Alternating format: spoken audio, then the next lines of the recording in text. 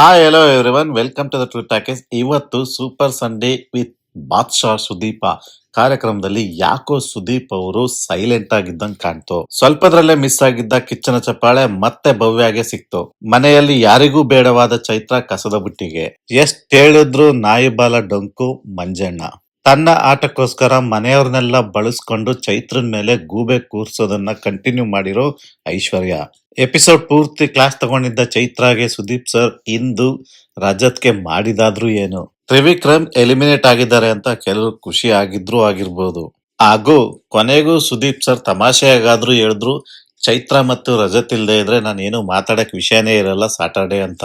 ಇವುಗಳ ಬಗ್ಗೆ ಎಲ್ಲ ಮಾತಾಡೋಣ. ಅದಕ್ಕೂ ಮುಂಚೆ ದಯವಿಟ್ಟು ನಮ್ಮ ಚಾನಲ್ಗೆ ಸಬ್ಸ್ಕ್ರೈಬ್ ಆಗಿ, ಲೈಕ್ ಮಾಡಿ, ನಮ್ಮನ್ನ ಪ್ರೋತ್ಸಾಹಿಸಿ. Please subscribe. Bigg Boss start ಆದಾಗ ಇಂದು ಐಶ್ವರ್ಯ ಮುಖದಲ್ಲಿ ತುಂಬಾ ಸಮಾಧಾನ ಇತ್ತು, ಖುಷಿ ಇತ್ತು.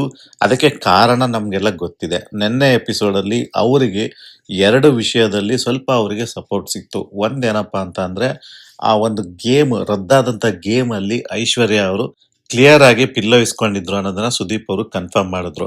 ಸೊ ಇದ್ರ ಬಗ್ಗೆ ನಾವು ಆಲ್ರೆಡಿ ಮಾತಾಡಿದ್ದು. ಬಟ್ ಅದು ಲೈನ್ ಎಡ್ಜ್ ಅಲ್ಲಿ ಇದ್ದುದ್ರಿಂದ ಕಾಲು ಸ್ವಲ್ಪ ಬೆನಿಫಿಟ್ ಆಫ್ ದ ಡೌಟ್ಸ್ ಇರುತ್ತೆ. ಅದು ಭವ್ಯ ಏನ್ ಮಾತಾಡಿದ್ರು ಅದು ಏನ್ ತಪ್ಪಲ್ಲ ಅಂತಾನೆ ನನಗೂ ಅನ್ಸಿತ್ತು ಅವತ್ತು. ಬಟ್ ಅಲ್ಲಿ ನಾನು ಆಗ್ಲಿ ಹೇಳ್ದಂಗೆ ಚೈತ್ರ ಅವ್ರದ್ದು ತಪ್ಪು ನಿಜವಾಗ್ಲೂ ಇತ್ತು ಅಲ್ಲಿ. ಸೊ ಹಾಗಾಗಿ ಸ್ವಲ್ಪ ಅವ್ರಿಗೇನೋ ಒಂದು ಖುಷಿ ಇತ್ತು.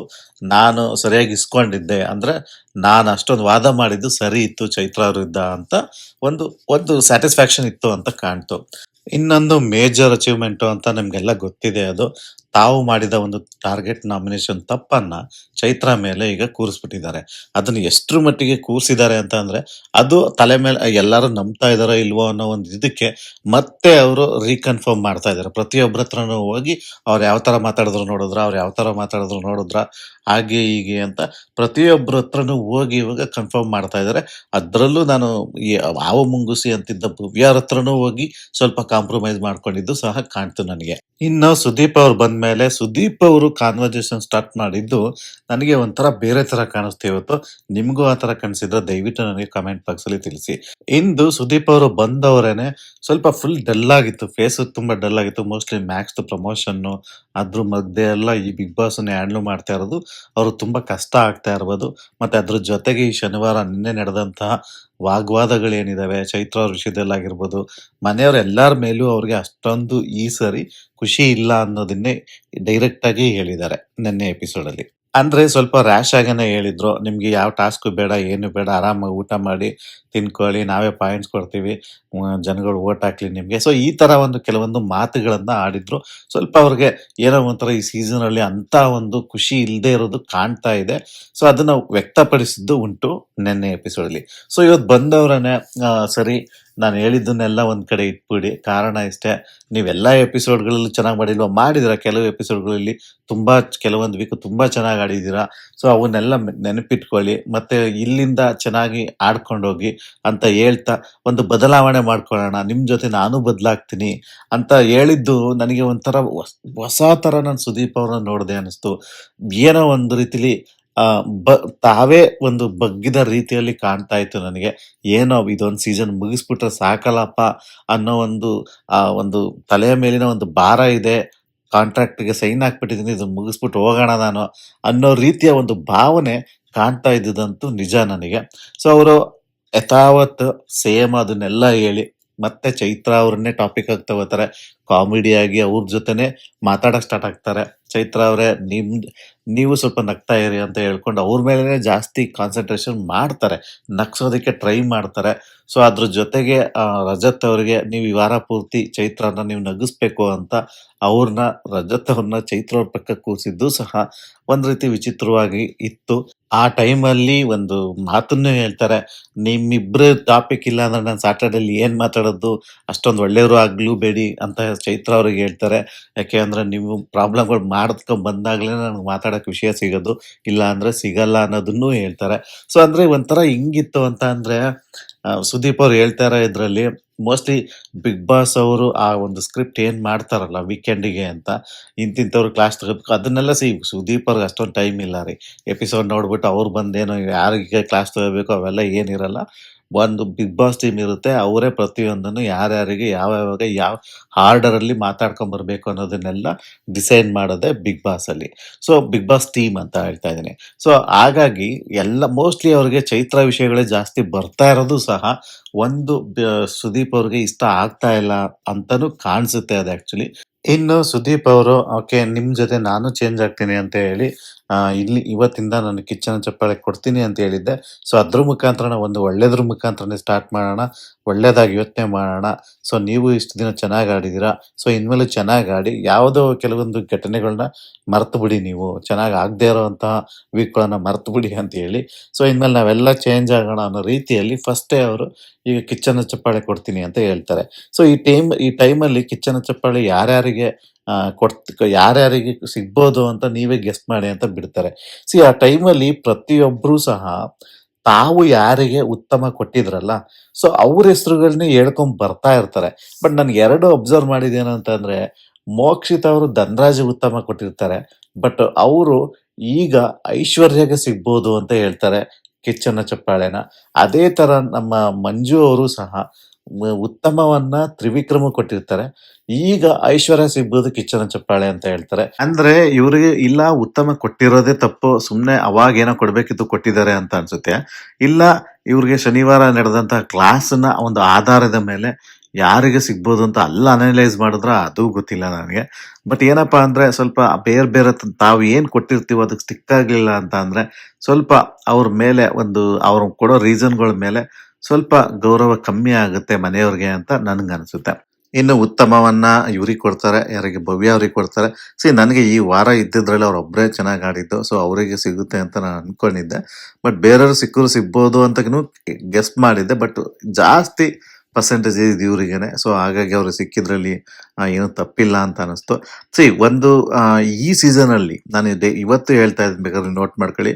ವೆರಿ ಬಿಗಿನಿಂಗು ಸಹ ನಾನು ಹೇಳಿದ್ದೀನಿ. ನಾನು ಹಳೇ ಎಪಿಸೋಡ್ ಅಲ್ಲಿ ವೆರಿ ಬಿಗಿನಿಂಗ್ ಸ್ಟಾರ್ಟಿಂಗ್ ಅಲ್ಲೇ ಒಂದು 4, 5, 6 ಎಪಿಸೋಡ್ ಆದ್ಮೇಲೆನೆ ಒಂದು 2 ವಾರ ಆದ್ಮೇಲೆ ಅನ್ಸುತ್ತೆ ಮೋಸ್ಟ್ಲಿ. ಅವಾಗ್ಲೇನೆ ನಾನು ಹೇಳಿದ್ದೆ, ಒಂದು ಸೀಸನ್ ಅಲ್ಲಿ ಈ ಸೀಸನ್ ಅಲ್ಲಿ ಒಂದು ಹುಡುಗಿ ಗೆಲ್ಲೋದಿಕ್ಕೆ ಚಾನ್ಸ್ ಇದೆ ಅಂತ ನಾನು ಹೇಳ್ಕೊಂಡ್ ಬಂದಿದ್ದೆ. ಕಾರಣ ಇಷ್ಟೇ, ಹುಡುಗರು ನನಗೆ ಸ್ಟ್ರಾಂಗ್ ಕಾಣ್ತಾ ಇಲ್ಲ. ಪ್ರತಿ ಸೀಸನ್ ಅಲ್ಲೂ ಹಳೆ ಸೀಸನ್ಗಳನ್ನ ನೋಡಿದಾಗ ಹುಡುಗರುಗಳು ಕೆಲವೊಂದು ಹುಡುಗರು ಇಷ್ಟೊತ್ತು ಕಾಲೇ ತಮ್ಮದೇ ಕಪ್ಪು ಅನ್ನೋ ತರ ನಿಂತ್ಕೊಂಡ್ಬಿಟ್ಟಿರು. ಅಟ್ಲೀಸ್ಟ್ ಒಂದ್ 2 ಹುಡುಗರು ನಿಂತ್ಕೊಂಡ್ಬಿಟ್ಟರು. ಇಲ್ಲ ಅವನಿಗೆ ನನಗೆ ಅನ್ನೋ ತರ ಇರ್ತಿತ್ತು ಈ ಸೀಸನ್ಗಳಲ್ಲಿ. ಬಟ್ ಈ ಸೀಸನ್ ಅಲ್ಲಿ ಹೆಂಗಿದೆ ಅಂದ್ರೆ ಹುಡುಗರುಗಳು ತುಂಬಾನೇ ಕಷ್ಟ ಅನ್ನೋ ತರ ಕಾಣ್ತಿದೆ. ಎಲ್ಲರೂ ಇದ್ದಾರೆ, ಎಲ್ಲರೂ ಆವರೇಜ್ ಇದ್ದಾರೆ. ಯಾರು ಇವ್ನು ಗೆದ್ದೇ ಗೆಲ್ತಾನೆ ಅಂತ ಕಾಣ್ತಾನೆ ಇಲ್ಲ. ಆಕ್ಚುಲಿ ಹೇಳ್ಬೇಕು ಅಂದ್ರೆ ಎಲ್ಲರೂ ತಪ್ಪು ಮಾಡಿದ್ದಾರೆ, ತುಂಬಾನೇ ತಪ್ಪು ಮಾಡಿದ್ದಾರೆ ಎಲ್ಲರೂ. ಸೊ ಹಾಗಾಗಿ ಈ ಸೀಸನ್ ಅಲ್ಲಿ ಏನಾದ್ರು ಹುಡುಗಿ ಗೆಲ್ಲೋ ಚಾನ್ಸಸ್ ಏನಾದ್ರು ಇದೆಯಾ ಬಿಗ್ ಬಾಸ್ ಅಂತ ಅಂದ್ರೆ ಅದು ಭವ್ಯ ಒಬ್ರೇ ಅಂತ ನನ್ಗೆ ಅನಿಸ್ತಾ ಇದೆ. ನೀವೇ ಅಬ್ಸರ್ವ್ ಮಾಡಿ ಆಯ್ತಾ. ಐಶ್ವರ್ಯ, ಮೋಕ್ಷಿತಾ ಮತ್ತೆ ಇವರು ಚೈತ್ರ. ಇವ್ರು 3 ಜನ ಗೆಲ್ಲೋ ತರ ಕಾಣ್ತಾರ ನಿಮ್ಗೆ ಹುಡುಗಿರಲ್ಲಿ? ಇಲ್ಲ, ಯಾವುದೇ ಕಾರಣಕ್ಕೂ ಇಲ್ಲ. 3 ಜನಕ್ಕೂ ಆ ತರ ಒಂದು ವೆಯ್ಟೇಜ್ ಕಾಣ್ತಾ ಇಲ್ಲ ನನಗೆ. ಕೆಲವೊಂದು ವಾರಗಳಿಂದ ಸ್ವಲ್ಪ ಎಲ್ಲರದು ಡೌನ್ ಆಯ್ತು. ಮತ್ತೆ ಅದ್ರಲ್ಲೂ ಈ ಟಾರ್ಗೆಟ್ ವಿಡಿಯೋ ಬಂದ್ಮೇಲೆ ಸ್ವಲ್ಪ ಅವರೆಲ್ಲರೂ ಅವ್ರವ್ರೆ ಕಿತ್ತಾಡೋದು ಜಾಸ್ತಿ ಆಗೋಗಿದೆ. ಈಗ ನನಗೆ ಈಗ ಅವ್ರ 3 ಜನದ ಒಂದು ಉದ್ದೇಶ ಏನಪ್ಪಾ ಅಂತ ಅಂದ್ರೆ, ಅವ್ರು ಗೆಲ್ಬೇಕು ಅನ್ನೋ ಒಂದು ಟಾರ್ಗೆಟ್ ಇಲ್ಲ. ಅವ್ರು ಏನಾರು ಮಾಡಿ ಈಗ ಯಾರನ್ನಾರು ಮನೆಗೆ ಕಳ್ಸಿ ನಾವು ಏನಾದ್ರು ಒಂದು ಟಾಪ್ 6 ಅಲ್ಲಿ ಬರೋದಿಕ್ಕೆ ಆಗುತ್ತಾ ಅಂತ ಕ್ಯಾಲ್ಕುಲೇಷನ್ ಮಾಡ್ತಾ ಇರ್ತಾರೆ ಅಷ್ಟೇ ವಿನಃ ಅವ್ರು ಗೆಲ್ಲೋದಂತೂ ಇಲ್ಲ ಅಂತ ನನ್ನ ಭಾವನೆ. ಇದು ನನ್ನ ವೈಯಕ್ತಿಕ ಭಾವನೆ. ಅವ್ರ ಅಭಿಮಾನಿಗಳಿದ್ರೆ ದಯವಿಟ್ಟು ಬೇಜಾರು ಮಾಡ್ಕೋಬೇಡಿ. ನಾನೀಗ ಸ್ವಲ್ಪ ಒಂದು ಕ್ಲಾರಿಟಿ ಕೊಡ್ತಾ ಇದ್ದೀನಿ ಯಾರು ಗೆಲ್ಬೋದು ಅಂತ. ಹುಡುಗಿರಾದ್ರೆ ಮಾತ್ರ ಭವ್ಯ ಅಂತ ನಾನು ಖಂಡಿತವಾಗಿ ಹೇಳ್ತಾ ಇದ್ದೀನಿ.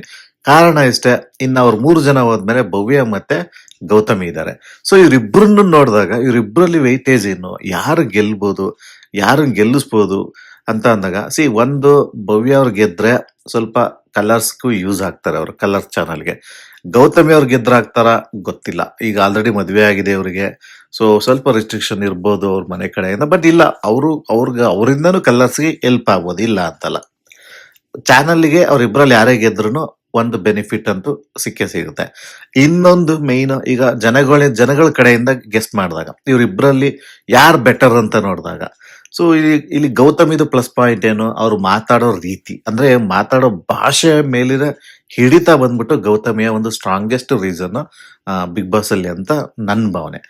ಇನ್ನು ಇವ್ರದ್ದು ಭವ್ಯ ಅವ್ರದ್ದು ಸ್ಟ್ರಾಂಗೆಸ್ಟ್ ರೀಸನ್ ಏನು ಅಂತ ಅಂದ್ರೆ ಸ್ವಲ್ಪ ಮಾತಿನ ಮೇಲೆ ಅಷ್ಟೊಂದು ಬಿಗಿ ಇಲ್ಲ ಅಂತ ಅಂದ್ರುನು, ಮಾತು ಒಂದ್ ಲೆವೆಲ್‌ಗೆ ಆಡ್ತಾರೆ ಇಲ್ಲ ಅಂತಲ್ಲ. ಟಾಸ್ಕ್ ಅಲ್ಲಿ ತುಂಬಾ ಸ್ಟ್ರಾಂಗ್ ಇದಾರೆ. ಮತ್ತೆ ವ್ಯಕ್ತಿತ್ವದಲ್ಲಿ ಒಂದು ರೀತಿಲಿ ಹೇಳ್ಬೇಕಂದ್ರೆ ಇಬ್ರೂನು ಒಂದೇ ತರನೇ ವ್ಯಕ್ತಿತ್ವ ಇದೆ. ಡೈರೆಕ್ಟ್ ಆಗಿ ಮಾತಾಡ್ತಾರೆ.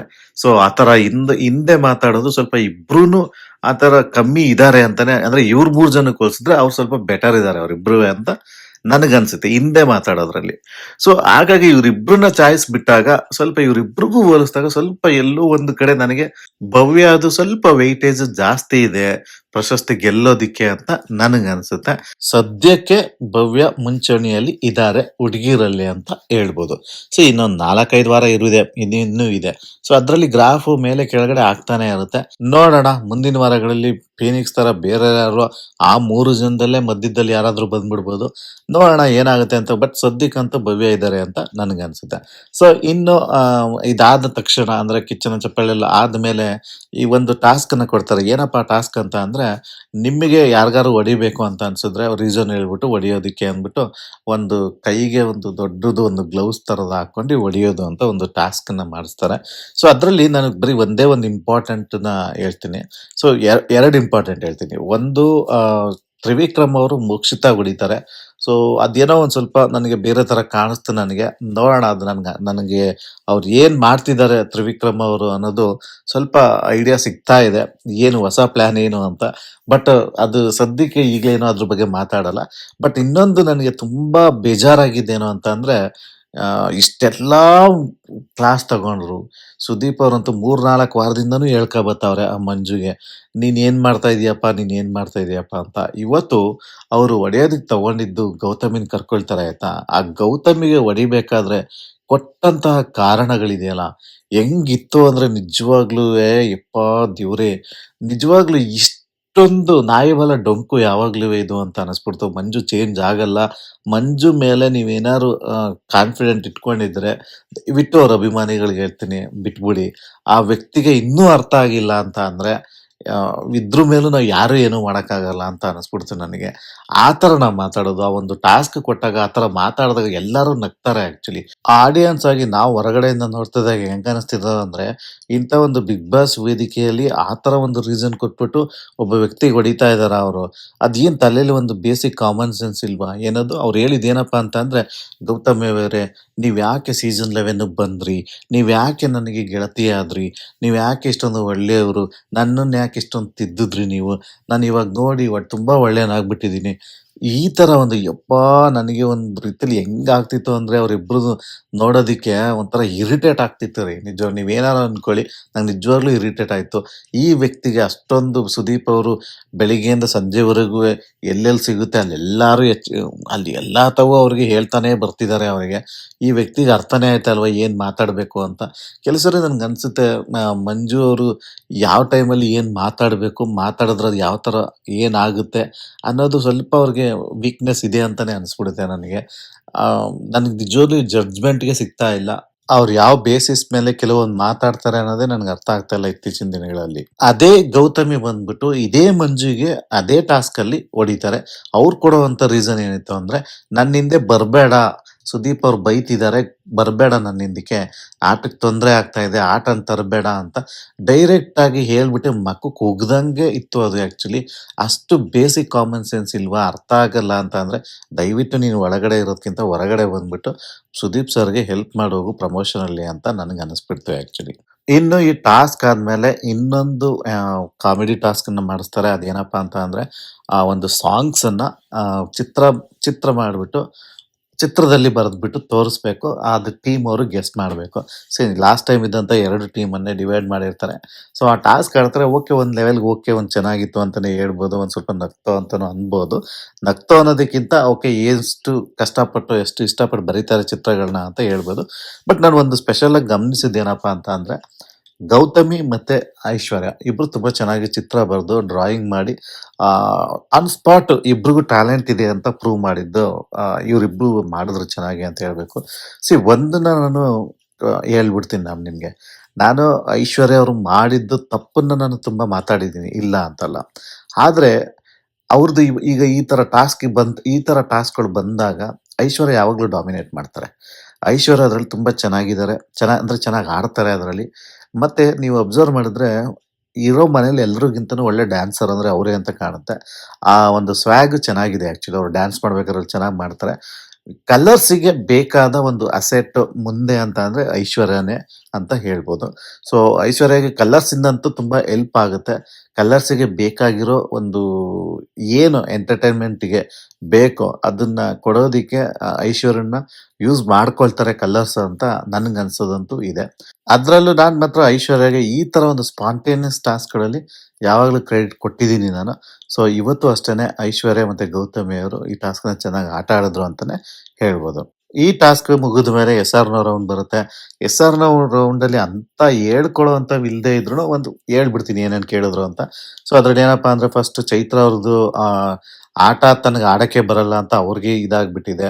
ಅವ್ರ ಆಟಕ್ಕಂತೂ ಲೆಕ್ಕಕ್ಕಿಲ್ಲ ಅನ್ನೋ ತರ. ಅಂದ್ರೆ ಆಟ ಆಡಕ್ ಬರಲ್ಲ ಅವ್ರಿಗೆ ಟಾಸ್ಕ್‌ಗಳನ್ನ ಅನ್ನೋದು ಅವರಿಗೆ ಅರ್ಥ ಆಗ್ಬಿಟ್ಟಿದೆ ಅಂತ ಹೇಳ್ತಾರೆ. ಸೊ ಮನೆಯವ್ರು ಆಲ್ಮೋಸ್ಟ್ ಎಲ್ಲರೂ ಎಸ್ ಅಂತ ಹೇಳ್ತಾರೆ. ಇನ್ನು ಇವ್ರು 2ನೇದು ಬಂದ್ಬಿಟ್ಟು ಇವರಿಗೆ ತ್ರಿವಿಕ್ರಮ್ ಅವರು ಇನ್ನು ಅವರ ಆಟದಲ್ಲಿ ಮುಂದುವರಿಬೇಕು ಅಂದ್ರೆ ಭವ್ಯ ಅವರ ಹೆಲ್ಪ್ ಬೇಕು ಅನ್ನೋ ಒಂದು ಸ್ವಲ್ಪ ಸ್ಟೇಟ್ಮೆಂಟ್ ಬರುತ್ತೆ. ಸ್ವಲ್ಪ ಇದು ಡ್ಯಾಮೇಜಿಂಗ್ ಸ್ಟೇಟ್ಮೆಂಟೇ ತ್ರಿವಿಕ್ರಮ್ ಅವ್ರಿಗೆ. ಸ್ವಲ್ಪ ನನಗನ್ಸಿದ್ದು ಏನಪ್ಪಾ ಅಂದ್ರೆ ಇದು ತ್ರಿವಿಕ್ರಮ್‌ಗೆ ಸ್ವಲ್ಪ ಬೆಂಕಿ ಹಚ್ಚೋದಿಕ್ಕೆ ಸ್ವಲ್ಪ ಅವನು ತ್ರಿವಿಕ್ರಮ್ ಅಂದ್ರೆ ಈಸಿ ಗೋಯಿಂಗ್ ಆಗ್ಬಿಟ್ಟಿದ್ದಾರೆ ಇತ್ತೀಚೆಗೆ. ಸ್ವಲ್ಪ ಅವ್ರಿಗೆ ಬೆಂಕಿ ಹಚ್ಚೋದಕ್ಕೋಸ್ಕರ ಸ್ವಲ್ಪ ಸ್ಟೇಟ್ಮೆಂಟ್ ಇತ್ತು ಅಂತ ನನಗನ್ನಿಸ್ತು. ಯಾಕೆಂದ್ರೆ ಸುದೀಪ್ ಅವ್ರು ಹೇಳಿದ್ರು ಆ ಸ್ಟೇಟ್ಮೆಂಟ್ ಏನೋ ಹೊರಗಡೆ ಜನಗಳಿಂದ ಬಂತು ಅಂತ ಹೇಳ್ತಾರೆ. ಅದು ಯಾವ ಜನಗಳಿಂದೂ ಅಲ್ಲ. ಬಿಗ್ ಬಾಸ್ ಮನೆ ಆ ಒಂದು ಟೀಮಿಂದ ಸ್ಕ್ರಿಪ್ಟಲ್ಲಿ ಇತ್ತು ಅಂತ ಅಂದ್ರೆ ಒಪ್ಕೊಳ್ತೀನಿ ಬೇಕಾರೆ. ಇನ್ನು 3ನೇದು ಏನಪ್ಪಾ ಅಂತಂದ್ರೆ ಗೌತಮಿ ಅವರ ತಪ್ಪನ್ನ ಮಂಜು ಅವರು ಪತ್ತೆ ಹಚ್ತಾರೆ. ಮಂಜು ಅವ್ರಿಗೇನೆ ಗೊತ್ತಾಗೋದು ಫಸ್ಟು ಅಂತ. ಇತ್ತೀಚಿನ ದಿನಗಳಲ್ಲಿ ಅದು ಎಸ್ ಅಂತಾನೆ ಅಂತ ಹೇಳ್ಬೋದು ಅಂತ ಅನಿಸ್ತು ನನಗೂನು. ಇನ್ನು 4ನೇದು ಏನಪ್ಪಾ ಅಂತ ಅಂದ್ರೆ ಇವರಿಬ್ರು ಫ್ರೆಂಡ್‌ಶಿಪ್ ಧನ್‌ರಾಜ್ ಮತ್ತೆ ಹನುಮಂತನ್ ಫ್ರೆಂಡ್‌ಶಿಪ್ ಅಲ್ಲಿ ಧನ್‌ರಾಜ್‌ಗೆ ಹನುಮಂತ ನಿಜವಾಗ್ಲೂ ದೋಸ್ತ.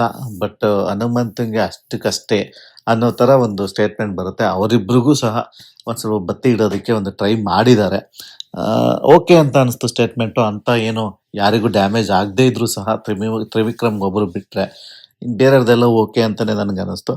ಇನ್ನು ಇದಾದ್ಮೇಲೆ ಇನ್ನೊಂದು ಆಕ್ಟಿವಿಟಿ ನಡೆಸ್ತಾರೆ. ಅದೇನಪ್ಪಾ ಅಂತ ಅಂದ್ರೆ ಮನೆಗೆ ಬೇಡ ಇವ್ರ ಅಗತ್ಯ ಇನ್ನಿಲ್ಲ. ಅವ್ರನ್ನ ತೆಗೆದು ಇನ್ನ ಟ್ರಾಶ್‌ಗೆ ಹಾಕಿ ಕಳ್ಸೋದು. ಅಂದ್ರೆ ಕಸದ ಬುಟ್ಟಿಗೆ ಹಾಕಿ ಕಳ್ಸಿ. ಅಂತ ವ್ಯಕ್ತಿ ಯಾರು ಅಂತ ನಿಮ್ಗೆ ಯಾರ್ಯಾರು ಅನ್ಸುತ್ತೆ ಅವ್ರ ಫೋಟೋ ಅನ್ಸ್ಬಿಟ್ಟು ಹಾಕಿ ಅಂತಾರೆ.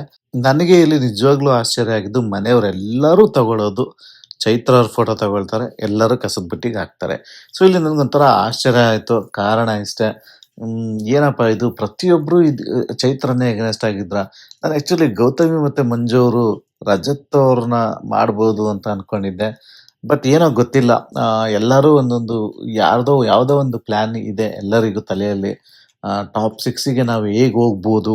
ಯಾರ್ಯಾರನ್ನ ಫಸ್ಟ್ ಕಳ್ಸಿದ್ರೆ ನೆಕ್ಸ್ಟ್ ಯಾರು? ಆ ತರ ಒಂದು ಪ್ಲಾನ್ ನಡೀತಾ ಇರ್ಬೋದು ಎಲ್ಲರ ತಲೆಯಲ್ಲೂ.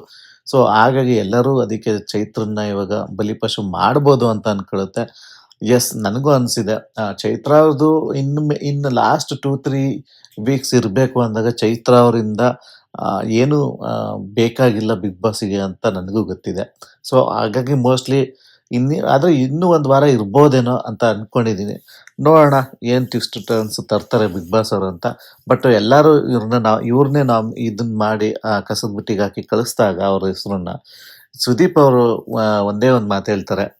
ನೋಡಿ ನೀವು ಆಟ ಚೇಂಜ್ ಮಾಡ್ಕೊಳಂಗಿದ್ರೆ ಮಾಡ್ಕೊಳ್ಳಿ. ಇಲ್ಲ ನೀವು ಆಡ್ತಾ ಇರೋದೇ ಸರಿ ಇತ್ತು ಅಂದ್ರೆ ಆ, ಅದೇ ತರ ಇರಿ ಅಂತೇಳಿ ಜಾಸ್ತಿ ಏನು ಮಾತಾಡಕ್ ಹೋಗಲ್ಲ. ನಾನು ಅಲ್ಲಿಗೆ ಬಿಡ್ತೀನಿ ಅಂತ ಹೇಳ್ತಾರೆ.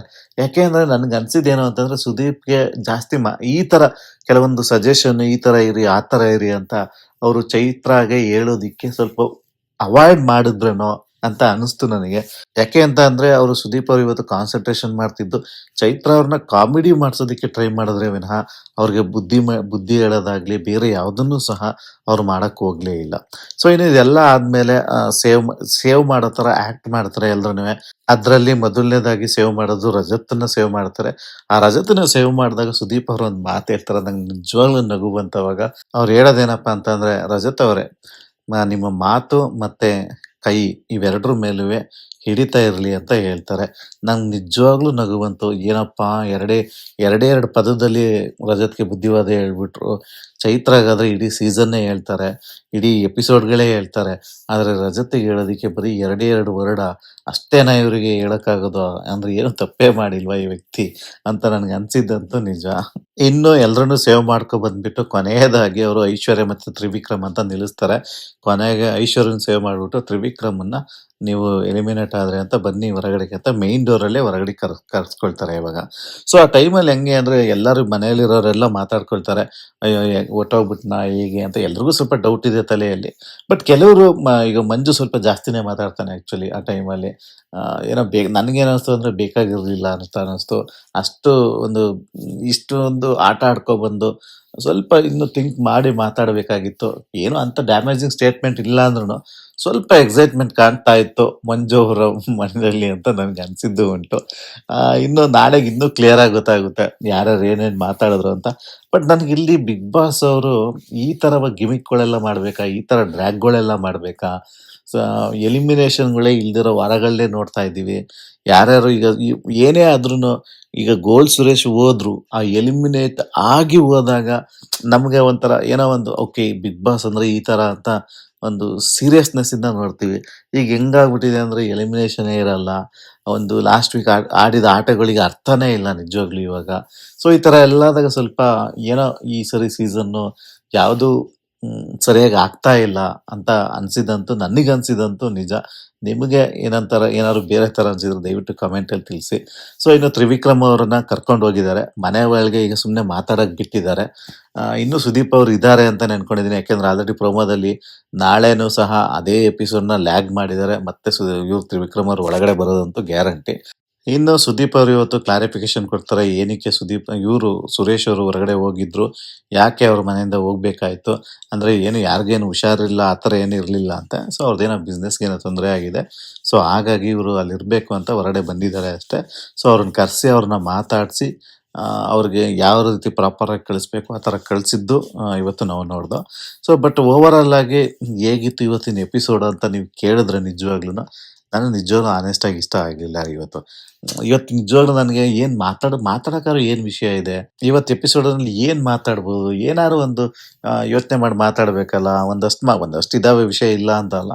ಬಟ್ ಆದರೂ ಒಂದು ಮಜಾ ಏನು ಇರಲಿಲ್ಲ ಇವತ್ತಿನ ಎಪಿಸೋಡಲ್ಲಿ. ಸೊ ಹಾಗಾಗಿ ನನಗೂ ಅಷ್ಟೊಂದೇನು ಜೋಶ್ ಇರಲಿಲ್ಲ ನಿಜವಾಗ್ಲೂ. ಸುದೀಪ್ ಅವ್ರನ್ನ ನೋಡೇನೆ ನನಗೆ ಬೇಜಾರಾಗೋಯ್ತು. ಅವರಿಗೆ ಇದು ಮ್ಯಾಕ್ಸಿನ ಮೋಸ್ಟ್ಲಿ ಒಂದು ಪ್ರೆಷರ್ ಇದೆ. ಆ ಒಂದು ಏನು ಪ್ರಮೋಷನ್ಗೆಲ್ಲ ಹೋಗ್ಬೇಕು, ಇಲ್ಲಿ ಬಂದು ಮತ್ತೆ ಇವ್ರುಗಳ ಜೊತೆ ಎಲ್ಲ ಮಾತಾಡಬೇಕು.